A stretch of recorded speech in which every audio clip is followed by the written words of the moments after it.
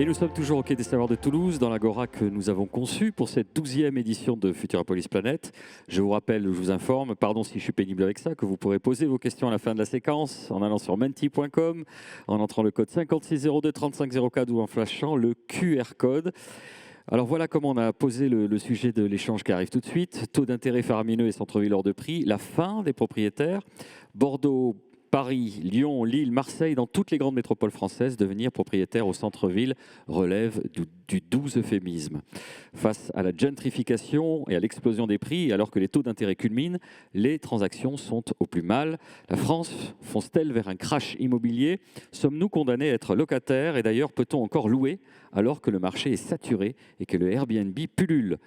Merci de réserver un bel accueil à Yannick Signès, Frédéric Charbonnier et Romain Gonzalez pour en parler tout de suite.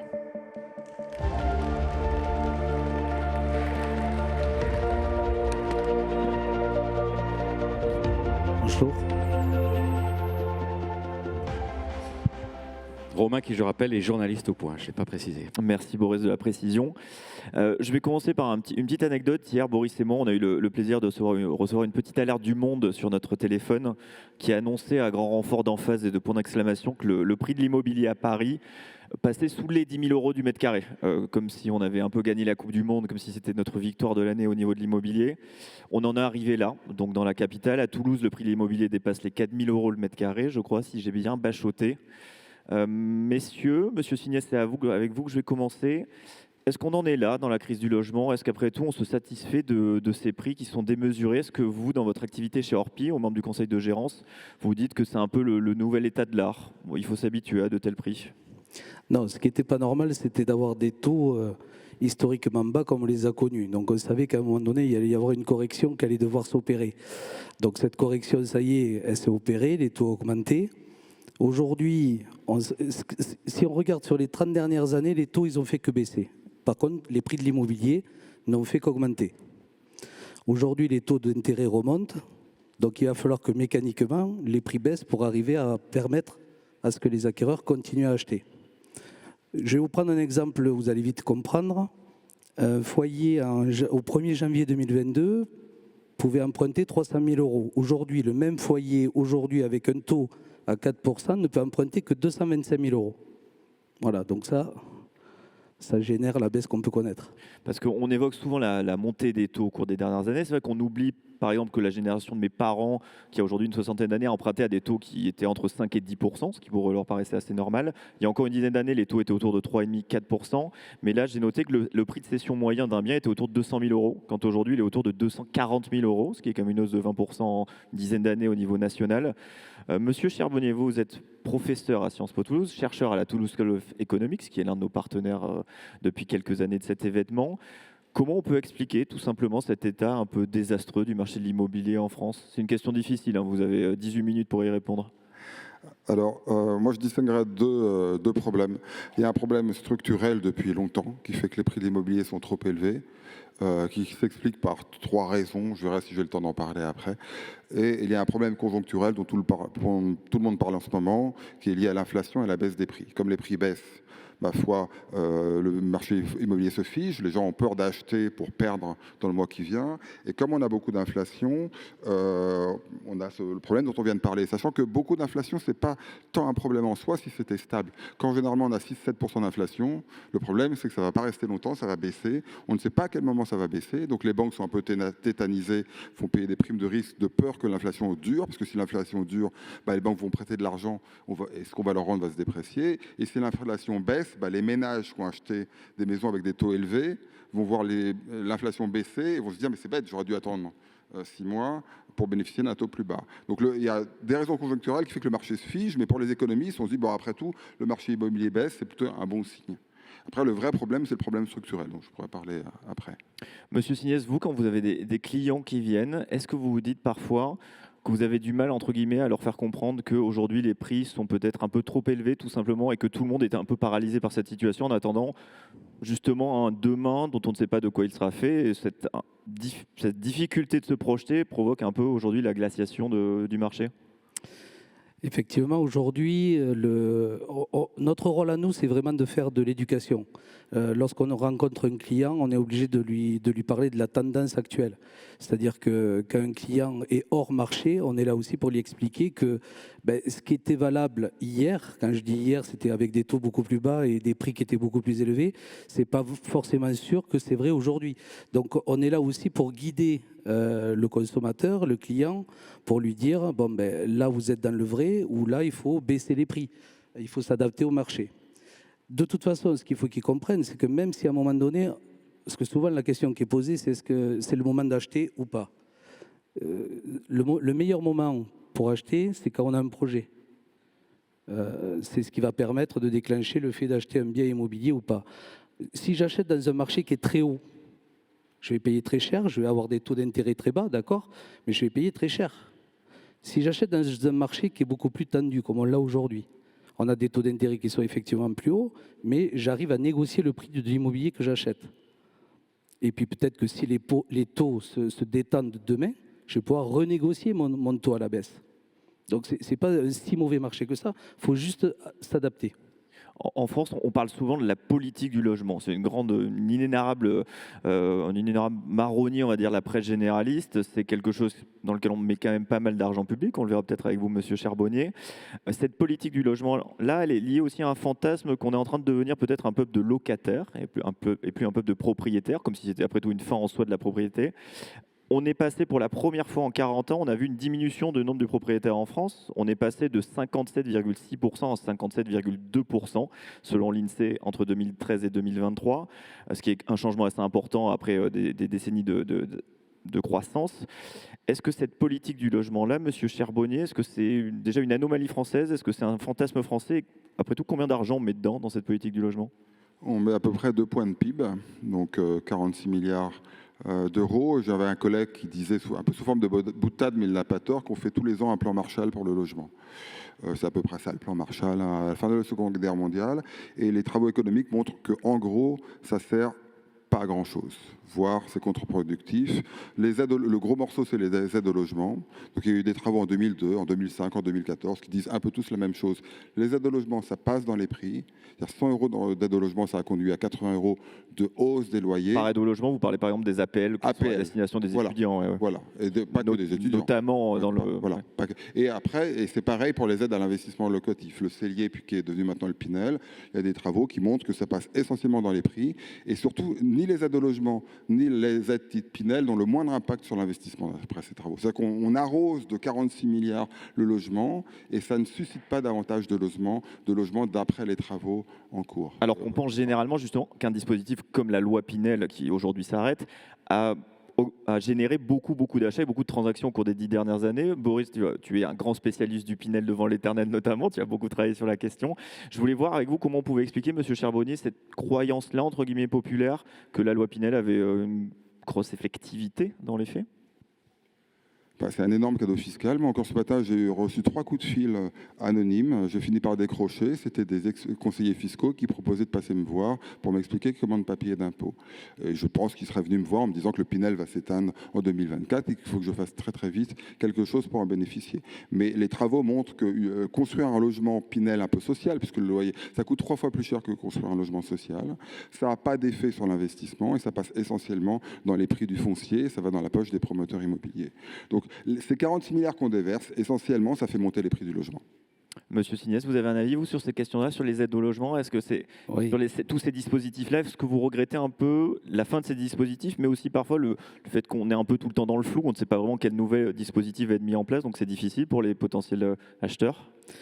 Écoutez, moi, depuis que je fais de l'immobilier depuis 1997, j'ai toujours vu des lois qui incitaient les investisseurs à acheter des biens immobiliers. Pourquoi? Parce qu'il faut quand même se rappeler qu'en France, en 90-2000, on manquait 1 million de logements en France. Aujourd'hui, on sait, l'INSEE annonce 500 000 logements qui devraient manquer d'ici 2035. Je ne suis pas sûr qu'en arrêtant la loi Pinel, ça va inciter les investisseurs à acheter des biens immobiliers pour compenser le manque de logements qu'on a aujourd'hui. Voilà. Alors, c'est vrai, et ça j'en conviens, que les aides fiscales ont souvent permis à ce que ça soit le prix de l'immobilier qui s'enflamme, ça, j'en conviens tout à fait, mais il y avait un intérêt pour l'investisseur. Je crois que aujourd'hui, de toute façon, si on fait un constat, c'est quoi? 7 millions de logements, c'est les bailleurs privés, 6 millions bailleurs sociaux. Donc aujourd'hui, il y a un vrai besoin du marché locatif, on sait qu'il va en manquer. Est-ce que si on arrête la Pinel, on va construire plus de logements, on va compenser ce manque-là? Je ne suis pas convaincu. Monsieur Charbonnier, est-ce que vous pensez, vous, qu'il y a un problème du côté de la fiscalité à destination des propriétaires, des primo-accédants? Est-ce qu'en France, on voit que c'est une fiscalité qui est généralement assez complexe? On peut dire quand on plonge là-dedans, on a du mal à sortir la tête de l'eau. Oui. Enfin, pourquoi on n'a pas assez d'offres de logement? Il y a une raison fiscale et une raison réglementaire. La raison fiscale, elle est un peu triple. On marche un peu sur la tête en termes de fiscalité de logement, il faut bien voir. Donc il y a la taxe foncière, mais la taxe foncière, c'est pas assise sur la valeur vénale ou locative de logement véritable, c'est assise sur une valeur qui date de 1970, qui n'a pas été réactualisée. Donc la conséquence, qu'est-ce que c'est? Si une commune décide de construire davantage ou de faire une politique de l'urbanisme qui monte le prix des logements, elle ne reçoit pas en échange plus de taxes foncières. Donc ça n'incite pas du tout les communes à faire une politique de l'urbanisme allante. L'autre souci, c'est que les plus-values, imaginez quelqu'un achète un terrain, le rend constructible, il fait une plus-value, il multiplie par 10 la valeur du terrain quand elle devient constructible, mais il a tout intérêt à attendre, à faire de la rétention foncière, à ne pas construire pour faire monter les prix et pour bénéficier de la fiscalité qui va faire qu'il ne va payer aucun impôt à terme sur la plus-value ou très très peu. Donc la fiscalité incite les promoteurs immobiliers à attendre, à faire de la rétention foncière. Et le troisième truc, c'est qu'on a une fiscalité sur les transactions. Ce qui est également complètement aberrant. On est le pire des pays du monde avec la Belgique en termes de coût des transactions. C'est-à-dire que si vous vendez un logement, on vous prend 10 à 12% de sa valeur. C'est 3 fois moins dans la plupart des pays du monde. Et ça empêche les gens. Quelqu'un, par exemple, qui travaille à Toulouse, mais qui va peut-être devoir aller bouger à Marseille pour travailler, il va hésiter à acheter. Une fois qu'il a acheté, si on lui propose un job à Marseille, il va hésiter à y aller parce que soit il vend son logement, on lui prend 10% de son épargne, soit il va à Marseille, il loue son logement, mais le logement est imposé, donc on lui prend 30% de son loyer. Donc toute cette fiscalité, elle est assez largement aberrante et elle contraint complètement l'offre, elle limite l'offre. On viendra peut-être à la partie réglementaire après. Monsieur Signès, est-ce que vous, c'est aussi un retour que vous avez auprès de vos clients, la difficulté de se retrouver dans cette partie fiscale et souvent le ressenti d'être entre le marteau et l'enclume, on va dire, de la fiscalité française? Je crois qu'un investisseur, pour investir, il a besoin d'être en confiance, en fait. Et ce que ne donne pas la fiscalité aujourd'hui en France, c'est de visibilité. Il n'y a pas suffisamment de stabilité. On a des lois de finances tous les ans qui peuvent avoir une incidence sur la taxation immobilière. Ça peut être sur des plus-values, ça peut être sur les droits de mutation, ça peut être sur plein de choses. Et je crois que pour que les gens investissent dans de bonnes conditions et sereinement, il faut qu'ils aient beaucoup plus de visibilité et de stabilité fiscale. Enfin, ça, c'est mon point de vue. Et pareil, on voit bien que tout ce qui est le statut du bailleur privé, par exemple, n'est pas clair. Voilà, on est un peu mélangé avec les gens qui font du Airbnb, d'autres qui font de la location nue. Enfin voilà. Donc je pense qu'il faut un peu plus de visibilité, un peu plus de stabilité pour rassurer l'investisseur et que ça se fasse dans de bonnes conditions. On n'aura sans doute pas le temps d'aborder toute la partie Airbnb, la difficulté aujourd'hui pour les locataires d'avoir accès à un logement, ce qui est aussi un grand sujet en France vu le temps qui nous reste. Donc on va peut-être laisser ça de côté. Mais on ne l'oublie pas dans une ville comme à Toulouse où 60% des gens sont locataires. Au niveau plutôt de la partie réglementaire, Monsieur Charbonnier, qu'est-ce que vous en pensez, vous? Et qu'est-ce que vous pensez aussi de cette nouvelle loi, entre guillemets, qu'on appelle la ZAN, la zéro artificialisation nette, que certains dénoncent parce qu'elle va avoir tendance à geler tout simplement les nouvelles constructions? Donc sur la réglementation, un des gros problèmes qu'on a en France, c'est que les décisions attribuer des permis de construire ou changer le plan d'occupation des sols, ce qui s'appelle maintenant le PLU, sont prises au niveau des communes. Et donc il y a la stratégie un peu not in my backyard, ne construisez pas chez moi. C'est-à-dire qu'une commune qui a une majorité d'électeurs propriétaires, le maire ne va pas vouloir construire. Donc il va faire de la rétention foncière pour faire augmenter les prix de l'immobilier. Une commune en revanche où le maire a un quartier populaire, il va vouloir construire pour faire augmenter son électorat populaire. Du coup ça crée en plus de la ségrégation spatiale des communes riches qui ne veulent pas construire, des communes pauvres qui construisent beaucoup mais pour des quartiers populaires. Les communes riches, pardon, je vous interromps, qui ne construisent pas et qui en viennent à payer parfois des amendes, mais qui au fond s'en fichent un petit peu. Les amendes, c'est pour les logements sociaux. Oui, tout à fait. Ouais. Mais, donc, il y avait la loi Duflot en 2014 qui proposait d'obliger de passer au PLUI, donc elle a été complètement vidée de sa substance, mais il faut savoir que la plupart d'autres pays le font. En Allemagne, c'est pas les communes qui décident des permis de construire, c'est pas les maires, c'est l'intercommunalité, ça s'appelle des Kreis, c'est entre le Länder et la commune. Et tant qu'on n'a pas ça, il y a ce problème de restriction de politique malthusienne de l'offre, parce que tout le monde préfère que les constructions aient lieu ailleurs que chez lui. Et au sujet de la zéro artificialisation nette, est-ce qu'on voit déjà entre guillemets un impact, parce qu'on se projette à un horizon plutôt de 2050 pour certains maires, on va dire, de grandes métropoles, on a l'impression que c'est déjà un petit peu l'apocalypse. On leur impose des taux de zéro artificialisation qui ont l'air assez complexes à comprendre. Vous avez un avis sur cette question? Est-ce qu'on peut voir déjà les effets? Non, je pense que c'est une question importante d'éviter que le coût du logement augmente, qu'il y ait des terres qui soient trop affigées. Mais on a un certain nombre de problèmes en France. On a trop de dettes, on a ce problème de réchauffement climatique, de perte de biodiversité. C'est des problèmes importants, donc je pense qu'il faut le faire. Sur le logement, ce que je vous ai raconté tout à l'heure, c'est presque des évidences à faire. Il faut bien voir que quand quelqu'un crée une entreprise et gagne 1 million, il est taxé à 30%, et encore, il y a 10 ans, il était taxé à 60%. Aujourd'hui, quelqu'un qui gagne 1 million en ayant bien acheté un logement qui a pris une plus-value, s'il se débrouille bien, il est taxé à 0. On a un vrai problème de fiscalité, et comme je vous le dis, ça crée de la rétention foncière. Ça dissuade les maires de construire, ça incite les promoteurs à gérer les terres et à faire monter le prix des terrains. Donc c'est très malthusien.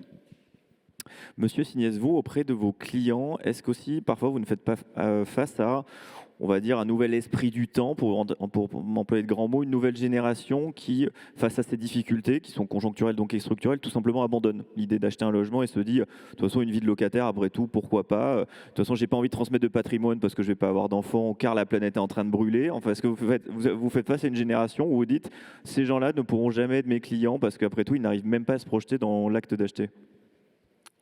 Non, au contraire, je crois que les gens, la première des volontés lorsqu'on quand on commence dans la vie, qu'on démarre, qu'on travaille, on a envie rapidement de devenir propriétaire. Je crois que 60% de la population est propriétaire aujourd'hui en France.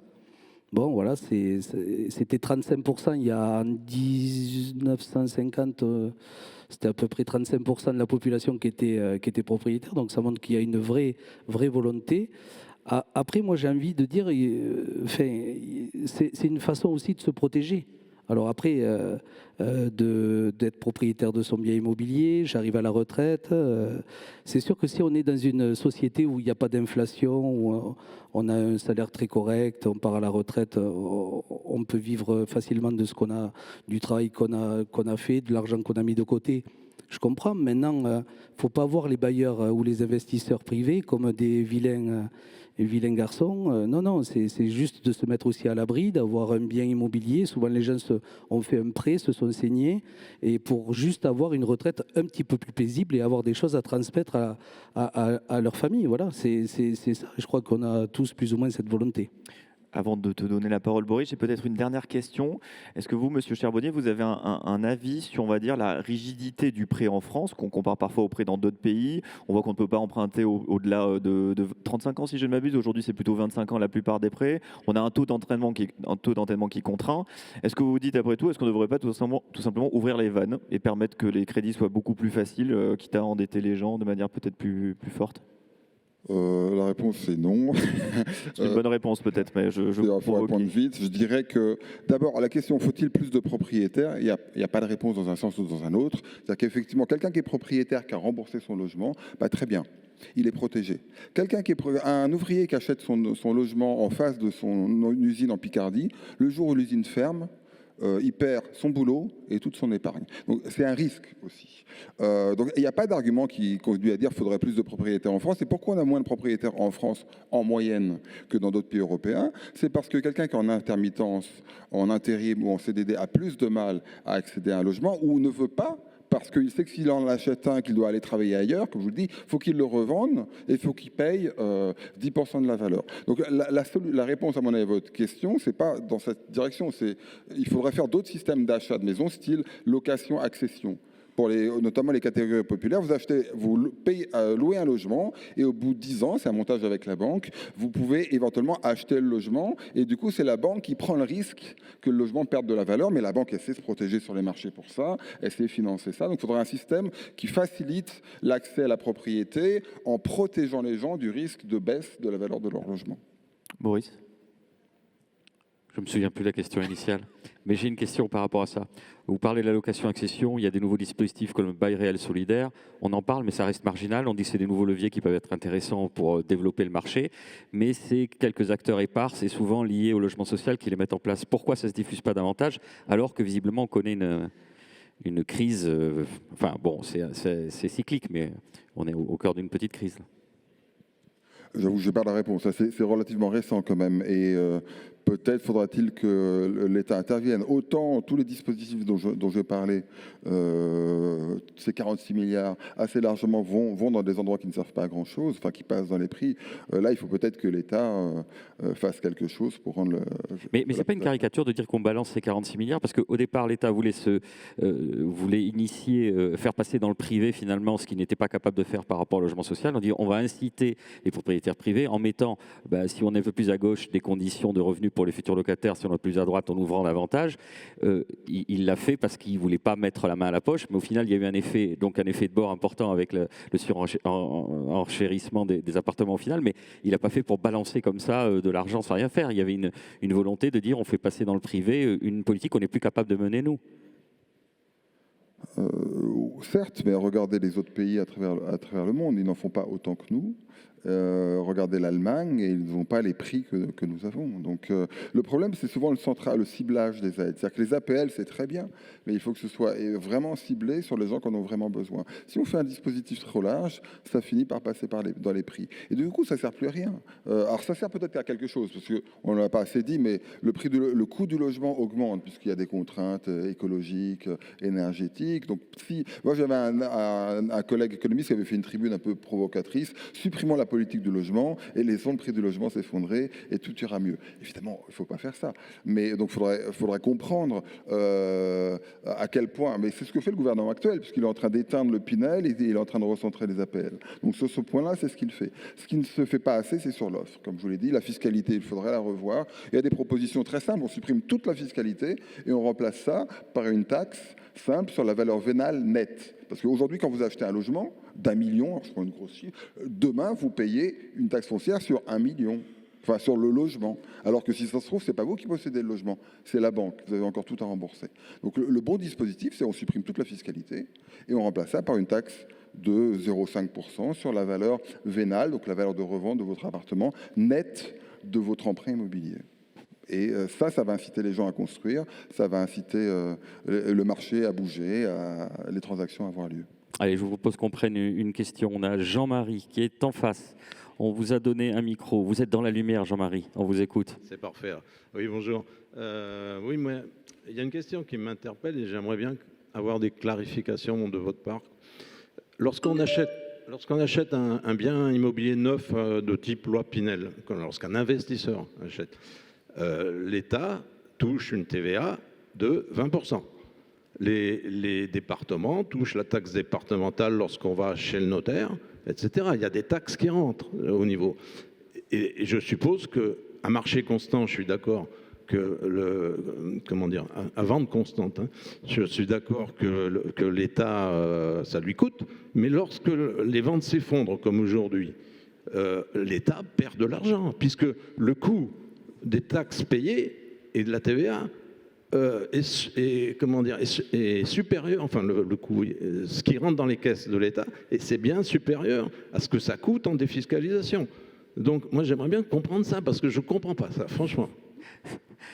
On est nombreux à ne pas comprendre, Monsieur Charbonnier ou Monsieur Signet. Alors juste, oui, je comprends la question. C'est aujourd'hui, c'est 40 milliards qui est investi par l'État pour les projets sur le logement, mais c'est 80 milliards de recettes. Donc vous avez entièrement raison.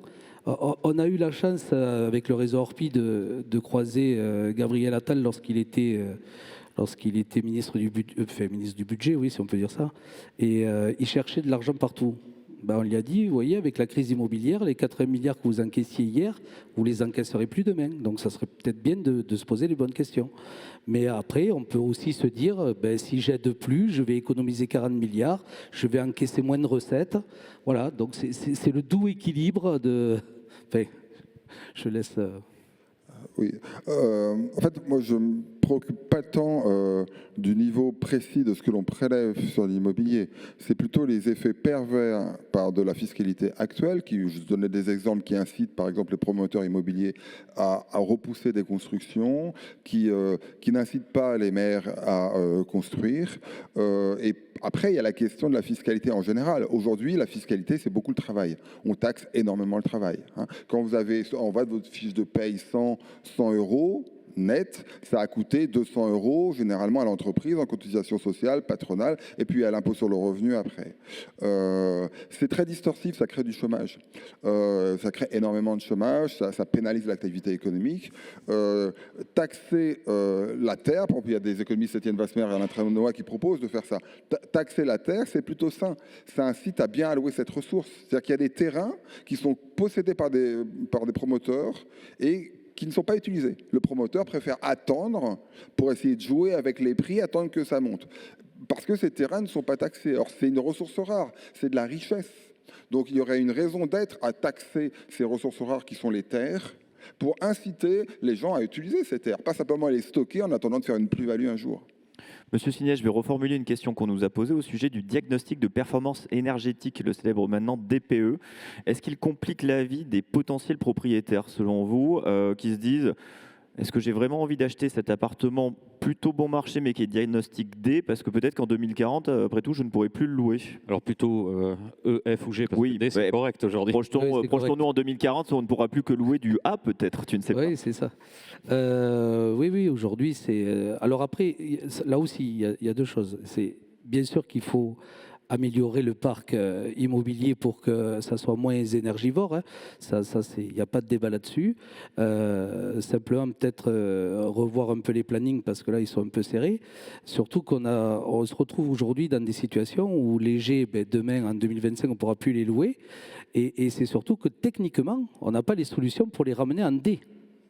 Voilà, moi j'ai eu des cas sur des appartements, sur des ventes dernièrement, où c'était un dernier étage sous toit avec Velux. Voilà. Donc quand on fait le diagnostic énergétique, donc l'appartement est en G, je veux le ramener en D parce que je suis vertueux et je veux protéger la planète, techniquement je ne peux pas. Parce que je n'ai pas la possibilité technique aujourd'hui à ramener cet appartement en D. Donc il va falloir qu'on revoie un petit peu le système, juste pour tirer à ce qu'on améliore effectivement les appartements, mais que ça soit réalisable aussi surtout. C'est ça le souci. Après, peut-être accompagner ça d'une mesure, d'une incitation fiscale. Alors même si le déficit a été doublé, le report du déficit foncier a été doublé sur le report du revenu global, je crois qu'il faut que ça parle un peu plus aux investisseurs pour que ça soit fait. Alors, en 3 minutes 44, on n'aura pas le temps d'évoquer d'ailleurs le côté très critiquable entre guillemets du DPE qui vient de plus en plus dans la presse, des côtés extrêmement subjectifs de certains critères. Mais Boris, tu as peut-être une autre question à poser. Oui, Philippe qui nous a posé une question très pertinente tout à l'heure sur l'aéro, a quelque chose d'intéressant à nous dire sur l'immobilier. Alors, moi, je voulais savoir quelle était la réflexion des acteurs de l'immobilier par rapport à l'évolution de la rareté des matériaux et potentiellement de l'énergie, par rapport au coût de fabrication des logements neufs. Qui veut se lancer ? Enfin, moi, je ne suis pas promoteur, hein, mais nous, on fait de l'intermédiation, mais bon, pourquoi pas réfléchir là-dessus. Mais je crois que ça rejoint un petit peu la problématique dont on parle tout à l'heure, c'est-à-dire que on pousse aujourd'hui les promoteurs à construire pour que ça soit de plus en plus écologique, et donc c'est de plus en plus coûteux, donc ça enflamme le prix de l'immobilier. Parce qu'il n'y a pas que le foncier qui enflamme le prix de l'immobilier, il y a aussi le coût de la construction. Et si en plus j'arrête les lois incitatives à de la défiscalisation, je me retrouvais, enfin, à mon sens, ça ce n'est que de mon analyse, je me retrouvais avec des prix au mètre carré très élevés, Alors certes, je vais avoir des appartements qui ne vont pas polluer, donc c'est super, c'est génial, ça, là-dessus c'est bien. Mais la rentabilité va considérablement se perdre. Est-ce que je vais être incité, moi, demain, à acheter cet appartement? Qu'est-ce qui va m'inciter à combler les 500 000 logements qui manqueront en 2035 pour loger? Parce que je pense que ce qu'on oublie, c'est que dans la vie d'un homme, moi quand je suis né, on était 3 milliards, et peut-être quand je vais partir, on sera plus de 10 milliards. Alors moi, je veux bien tout ce qu'on veut, mais nous, notre rôle chez Orpi, c'est de loger les gens. Et demain, il va bien falloir qu'on loge les gens. Et voilà, donc quand on multiplie la population de la Terre par 3, il faut m'expliquer comment on fait si on ne construit pas de logement. Voilà. On a peut-être le temps de prendre une dernière question que je vais reformuler de nouveau à ma sauce, qui évoque la concentration des biens immobiliers par certains investisseurs. Moi, j'ai une question pour vous, monsieur Charbonnier. Est-ce qu'en France, on a une idée du nombre de ce qu'on appelle les multipropriétaires et de la problématique que cela pose? On voit que dans une ville comme Paris, on dit souvent qu'en 1% de la population concentre 30 ou 40% de la propriété des logements. Est-ce que c'est une spécificité française? Est-ce que c'est une particularité aussi peut-être de la fiscalité qui permet à ces multipropriétaires de prospérer? Ou est-ce que c'est tout simplement le reflet de la concentration des richesses dans le monde qui l'explique? J'avoue que je n'ai pas de comparaison internationale en tête là-dessus. Ce qui est clair, c'est qu'en région parisienne, on a un déficit d'offres, on le voit, et c'est-à-dire que la tendance démographique n'a pas suivi, enfin la tendance de construction de logements n'a pas suivi.